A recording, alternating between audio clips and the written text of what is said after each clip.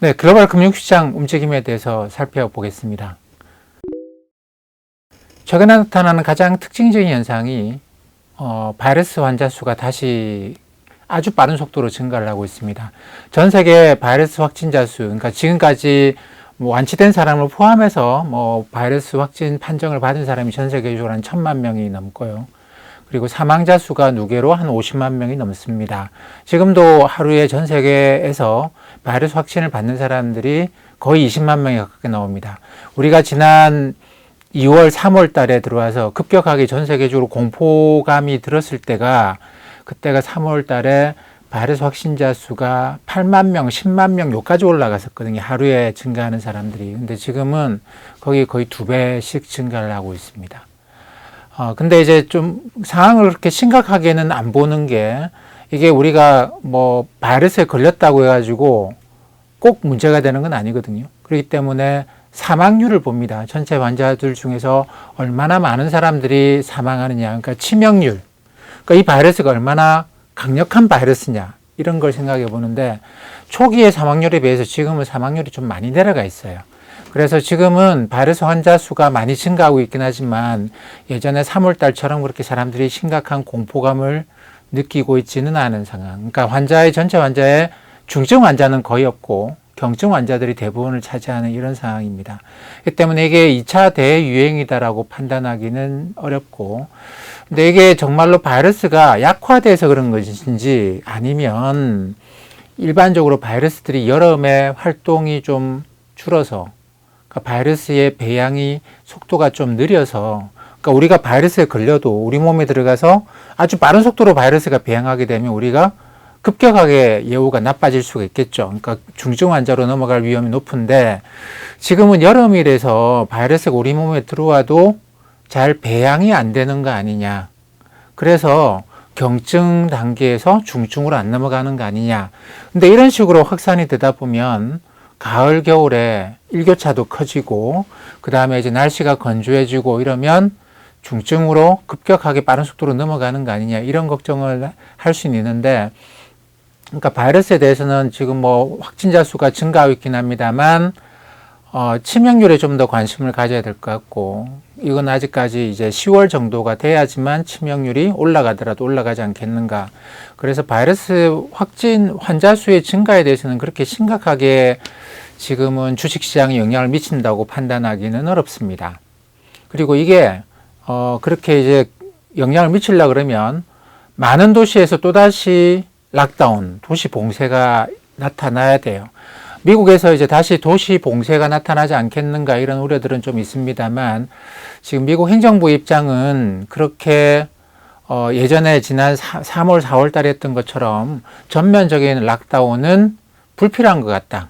왜냐하면 환자 수는 많이 증가하고 있긴 하지만 그렇게 치명적이지가 않으니까 바이러스 걸린다고 해가지고 이걸 굳이 딱 막을 필요는 없지 않겠는가 이런 각도에서 진행을 하고 있는 것 같아요. 우리나라도 마찬가지인데 바이러스 환자 수가 하루에 60명 이상 증가하고 있긴 합니다. 근데 그렇다고 해가지고 우리가 이제 강도 높은 사회적 거리두기를 시행하는 그런 거는 아니겠죠. 그렇기 때문에 이게 이제 어느 정도는 아주 치명적인 상태가 아니라고 한다면 이 확산을 막기 위해서 우리가 이제 강도 높은 봉쇄를 하게 되면 그만큼 경제가 많이 악화가 됩니다. 그렇기 때문에 두 가지 사이에서 균형을 잡는 게 전 세계적으로 다 필요한 상황이죠.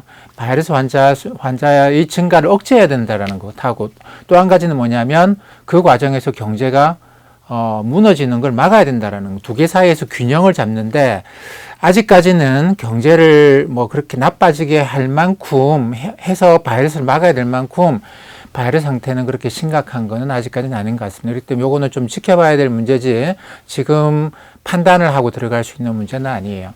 근데 전반적으로 주식시장 상황이 우리나라도 코스피가 지난 이 바이러스 문제가 생겨서 이제 떨어지기 직전 단계가 2200, 2250 코스피가 그 정도였거든요. 근데 코스피가 어쨌든 공교롭게도 지난번에 이제 2, 3주 6월 초쯤 돼서 2200까지 올라가니까 거기서부터는 주가가 힘을 못 씁니다. 주가가 더 올라가질 못해요.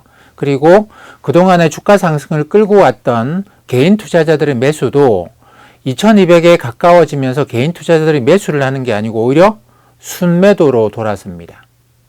그러니까 지난번 시간에 제가 말씀드린 게 뭐냐면 이런 걸로 볼 때 주식시장 투자자들이 뭐 일반적인 투자자들이 경제가 이제 본격적으로 성장하겠구나, 주가도 본격적으로 올라가겠구나 이렇게 생각하고 매수를 하는 게 아니고 그래 뭐 연준도 각국 중앙은행도 돈 많이 풀고 정부들도 돈 많이 푸니까 예전 상태는 다시 돌아가겠지 라는 것까지만 생각하고 매수를 했다라는 것이죠. 그러다 보니까 예전 상태로 돌아가니까 더 이상 매수를 안 해요. 뭐 우리나라에 보면 3대 주식시장을 구성하는 3대 투자자가 있겠죠. 개인이 있고 외국인이 있고 기관 투자자들이 있는데 주가가 3월 중순 하순 저점에서부터 올라오는데 개인 투자자들 매수가 결정적 영향을 미쳤습니다. 근데 개인 투자자들도 2200에 근처에 가면서 매수를 안 해요. 그러면 외국인이 매수하느냐? 외국인은 계속 매수를 안 합니다. 어떤 분이 이런 질문을 하시기도 하더라고요. 외국인이 왜 이렇게 매수를 안 할까요? 경제가 바닥을 지나면 외국인들이 한국 주식시장을 사는 게 그동안의 패턴이었는데 이번에는 왜 그런 게 나타나지 않을까요? 근데 외국인들은 이 주가가 돌아섰다고 해서 다시 한국 주식시장을 매수하고 들어오고 그러지는 않습니다. 경제가 돌아서야 돼요.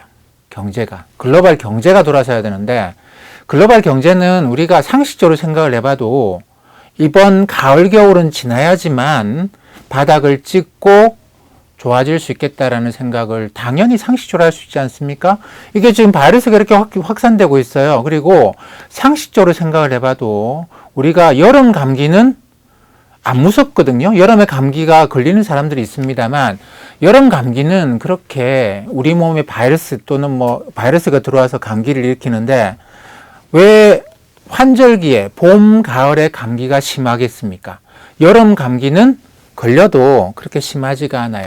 그러니까 지금 바이러스도 똑같은 현상이라고 본다고 한다면 여름에 환자 수가 증가해도 심각한 증상이 안 나타나기 때문에 락다운에 안 들어가고 경제가 그렇게 나빠지지는 않는다. 근데 이 바이러스가 사라지거나 아주 획기적인 치료제가 나오거나 아니면 백신이 나오지 않는다고 한다면 가을, 겨울에 환절기 때는 우리 감기도 똑같습니다만 이 환자 수도 증가하면서 상당히 중증 환자들이 발생할 위험이 높거든요.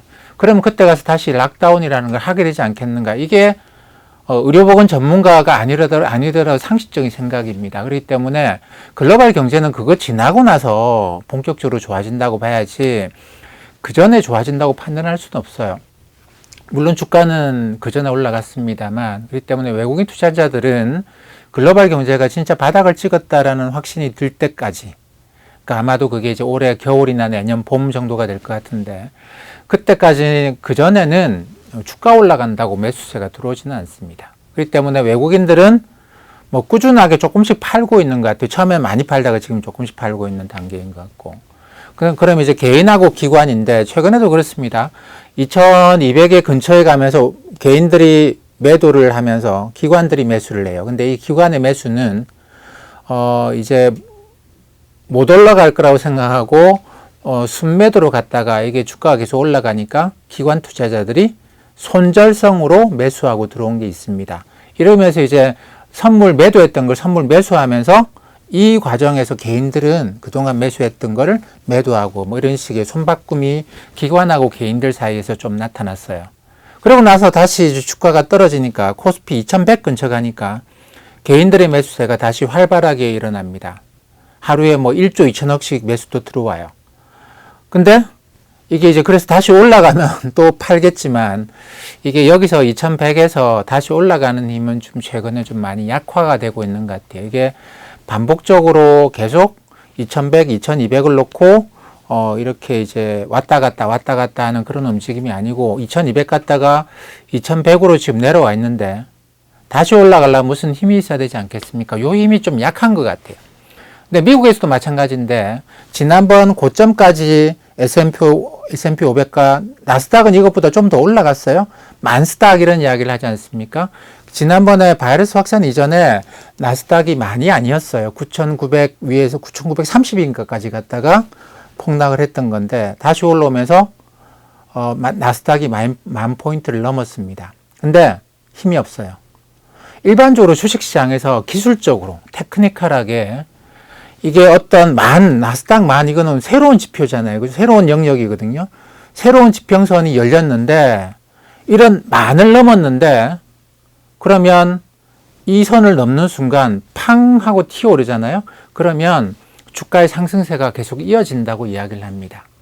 근데 이런 새로운 이제 이정표를 찍었는데 주가가 이렇게 탕 튀어 올라가지 못하고 여기서 이래버리면 이거는 힘이 없다라는 거예요.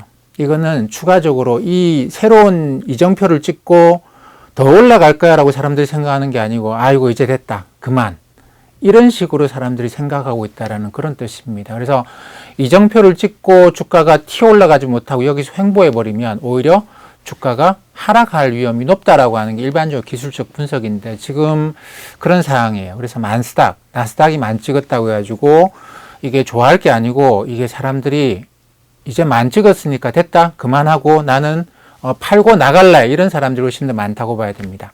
또 한 가지로 최근에 나타나는 이게 상승이 어느 정도 막혔다고 판단하는 기술적 지표 중에 또 하나가 나스닥이 만을 돌파하면서 몇 종목이나 이 만 돌파에 기여를 하느냐를 따지거든요. 그러니까 최근 1년 동안에 52주 신고가 종목들이 이렇게 나스닥이 신고가를 치고 가는데 그 안에 들어가 있는 종목들 중에서 몇 종목이나 52주 신고가를 치면서 요게 지수가 52주 신고가로 넘어가느냐라는 건데 그게 종목이 많으면 많을수록 많은 종목들이 52주 신고가를 기록하면서 지수가 52주 신고가를 뚫고 올라가면 이거는 상승세가 앞으로 폭발적으로 나타날 수도 있겠다 이렇게 판단을 합니다.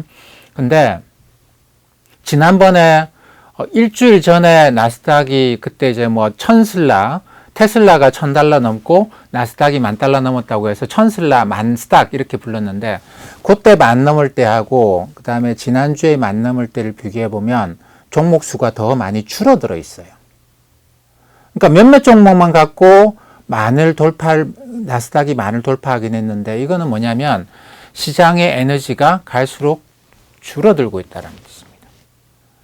이게 만이라는 나스닥 10,000포인트라는 이정표를 돌파하면서 시장에 에너지가 모여가지고 돌파하려면 이게 그냥 튀어 올라가는데 그렇지가 못하고 올라감에 따라서 시장의 에너지가 줄어들고 갈수록 적은 투자자들이 상승에 베팅하고 있는 그런 모양이다라고 봐야 되거든요. 그러다 보니까 기술적으로 보면 이게 이제 상당히 좀 상승세가 좀 막혔구나. 사람들은 여기서 계속 더 올라간다고 생각하지 않고 대충 이 정도면 됐다. 여기서 더 욕심 부리지 말자. 이런 식의 생각이 굉장히 광범하게 퍼져 있는 것 같습니다. 연준이 도와주지 않느냐? 근데 연준도 이게 더 올라가는 걸 도와주진 않아요. 떨어지면 밑을 받쳐주는 게 지금 연준입니다. 미 연준이 6월 15일 날 회사 직접 매입 카드를 꺼내면서 주식시장에 개입했다고, 사실상 개입했다고 봐야 되는데, 그때도 이게 S&P 500이나 나스닥이나 이게 올라가다가 요 고점에서부터 해가지고 5%, 7%씩 떨어졌을 때 들어온 거예요. 그러다 보니까 이게 미 연준이 도와준다, 정부들이 도와준다, 떨어질 때 도와주는 것이지 올라가는 힘을 보태주지는 않습니다. 그리고 미국 정부가 이제 아마도 정부와 의회가 2차 경기 부양책이 나올 것 같아요. 지난번에 한 2조 2천억 달러 정도의 부양책을 내놨죠. 3월 그때가 26일인가 아마 그럴 겁니다. 그때 이제 내놨는데 그거 이미 다 소진했어요. 거의 다 소진했습니다.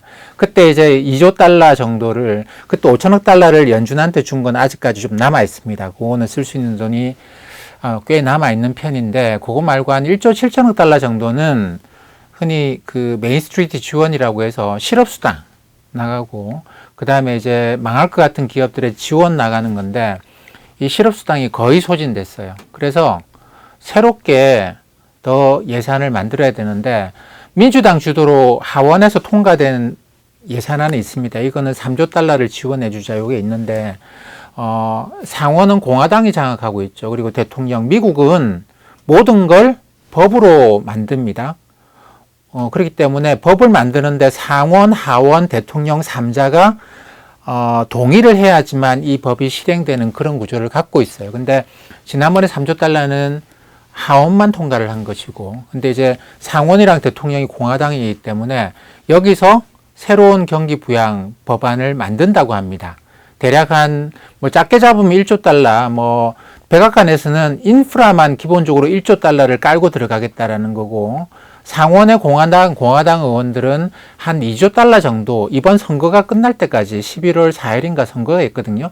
그때까지 의회를 더 열기 어려우니 그 넘어가서 내년 초까지 내년 1월까지 쓸 수 있는, 그럼 1월 20일 정도가 되면 의회가 다시 열려서 새로운 부양 법안을 만들 수 있으니까 그때까지 쓸 수 있는 돈을 만들어 놓자. 이게 이번에 부양책의 핵심인데, 대통령은 이제 거기다가 1조 달러는 인프라 투자로 더 깔고 들어가자. 근데 의원들은 지금 그거 할 여력 없다. 지금 당장 사람들 실업수당 줘야 되는데 지금 경기 부양을 위한 인프라 투자는 좀 어렵겠다. 이렇게 보는데, 그래서 아마도 2조 달러 내지 3조 달러의 경기 부양이 나올 겁니다. 근데 주가가 안 좋았으면 지금 벌써 실행했을 거예요. 했을 건데 주가가 좋으니까 의원들이 그러는 거죠. 조금 이따가 하자. 천천히 하자. 언제 하느냐 하면, 그래서 7월 달에 의회 그 휴가 기간이 있습니다. 그거 전에 주가가 안 좋았으면 그 전에 했을 거예요. 근데 주가가 좋아서 그 후에 할 것 같습니다. 근데 확실하게 안 할 수가 없어요. 왜냐하면 미국의 실업자가 지금 너무 많기 때문에 실업률이 13.8% 뭐 좀 떨어지긴 하겠습니다. 그렇기 때문에 안 할 수는 없습니다. 근데 이것도 그렇죠. 주가가 높은 상황에서 그걸 더 끌어올리려고 지금 나오는 게 아니고, 주가가 꽤 올라갔으니까 좀 기다렸다 갑시다. 이런 식으로 정부든 중앙은행이든 주가가 낮으면 들어올 수 있는 돈들이 많은데 주가가 올라가면 안 들어오는 거예요. 그러니까 개인 투자자들 이걸 잘 알고 있습니다. 그렇기 때문에 올라가면 우리나라 코스피 2200이라는 게 지난번 바이러스 이전의 고점, 미국의 이제 나스닥도 요 9,900, 만 요 정도까지 가니까 상승하는 힘이 현저하게 약화가 되면서 그냥 누가 특별하게 팔아서 그런 게 아니고 뚜루루룩 밀려 내려오는 이런 경향을 갖고 있습니다. 그래서 저는 이제 어떤 걸 권해드리냐면, 이 우리나라 코스피로 보게 되면 2200, 여기서부터 해서 5 내지 7% 정도, 이 정도. 그러면 12,000포인트까지도, 2,000포인트 좀 위에서, 그러니까 요 선에서 박스권을 잡고, 이게 도르륵 내려오지만 이게 폭락하는 건 아니거든요. 바이러스 환자가 너무 많이 확산되고 있지 않나? 폭락하지 않을까? 근데 아까 말씀드린 것처럼 지금 바이러스는 그렇게 치명적이지 않아요. 우리가 걱정해야 될 거는 다음 환절기 때 걱정해야지 지금 걱정할 일은 아닙니다. 때문에 이게 폭락을 한다기보다는 밀려 내려오는 거죠. 사는 사람이 줄어들면서 밀려서 내려오는데, 그러다가 또 뭐 정책 하나가 나오면 팡 튀고 올라가고, 그러다가 슬금슬금 밀려 내려오고 팡 튀어 올라가는, 그러니까 주가 움직임 자체가 전반적으로 팡 튀었다가 슬금슬금 팡 슬금슬금 이런 식의 움직임이 당분간 계속되지 않겠는가라고 생각을 합니다. 지금은 그러니까 이게 좀 슬금슬금 밀려 내려오는, 그러니까 미국 정부가 다음 부양책을 내놓을 때까지 의회와 정부가 부양책에 합의해서 돈이 막 풀려 나올 때까지 슬금슬금 좀 밀려 내려가는 그런 과정이 있지 않겠는가, 그렇게 생각을 하고 있습니다. 뭐 주식시장 이러다 보니까 당연히 채권시장에서 금리는 좀 내려왔죠. 뭐 주가가 못 올라가고 이게 천장에 막혔네라는 생각을 이렇게 내려오니까 금리도 전반적으로 좀 내려오는 그런 분위기입니다. 우리가 흔히 이걸 주식시장에서는 리스크 온, 리스크 오프 이렇게 표현하는데, 사람들이 리스크라는 단추를, 자기 마음에 있는 리스크라는 단추를 딱 올리면, 리스크 온을 시키면, 야 이제부터 좀 위험하지만 리스크가 있는 투자를 해보자, 주식에 투자를 해보자, 이렇게 표현을 하는 거고, 사람들이 마음속에 리스크 단추를 오프로 해버리면, 나 리스크 있는 건 피할래, 안전한 걸 할래, 그래서 안전자산, 채권으로 간다, 이런 이야기인데, 그러니까 지금 어떻게 보면 사람들이 리스크 단추를 오프 시켜놓고 하다 보니까 채권 매수세가 조금 늘어나는 그런 영향이 있죠. 근데 저는 개인 투자자들한테는 채권을 그렇게 권하지 않습니다. 왜냐하면 금리가 너무 낮아요. 물론 원본은 지킬 수 있겠습니다만, 이렇게 낮은 금리에 굳이 채권 투자를 아주 거액의 자산이면 모르겠습니다만 그게 아니면 굳이 채권으로 주식으로 왔다 갔다 하는 게 무슨 의미가 있겠느냐라는 생각을 합니다. 금리가 뭐 거의 제로기 때문에 그래요. 그래서 뭐 채권은 금리가 좀 떨어지면 가격이 올라간다던데 채권 투자해보는 게 괜찮지 않겠는가? 이게 채권이라는 게 그렇습니다. 금리가 내려가면 가격이 올라가는 건 맞아요. 근데 금리가 내려가서 가격이 올라가는 효과를 누리려고 그러면 만기가 굉장히 긴 채권을 해야 됩니다. 만기가 1년짜리 채권을 하면 금리가 1%포인트 떨어졌을 때 채권 가격이 1% 정도 올라갑니다. 1%가 채 안 올라가요. 0.9% 정도 올라가는데. 아니, 지금 근데 1년짜리 금리가 0.8% 정도 하기 때문에 내려가봤자 1%포인트가 내려가기가 그럼 불가능하죠. 마이너스 금리 수가 아닙니까? 많이 내려가봤자 1%포인트의 10분의 1, 그러니까 10bp라고 표현합니다. 0.1%포인트 내려갈 건데, 그러면 내가 1년짜리 채권을 사서 가격이 올라갈 수 있는 거는 0.1%예요. 0.1%입니다. 거래 수수료 뺀다고 생각해 보세요. 없습니다.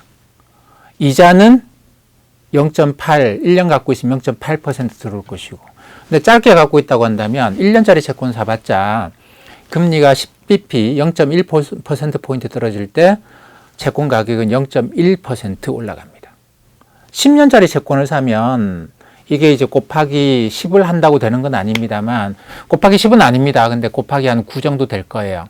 지금 뭐 1.3, 한국의 10년짜리 국채 금리가 1.3% 정도 하거든요. 요게 1.2%로 0.1% 포인트, 이걸 10bp라고 표현하는데, bp라는 단위는 만분의 1입니다. 만분의 1.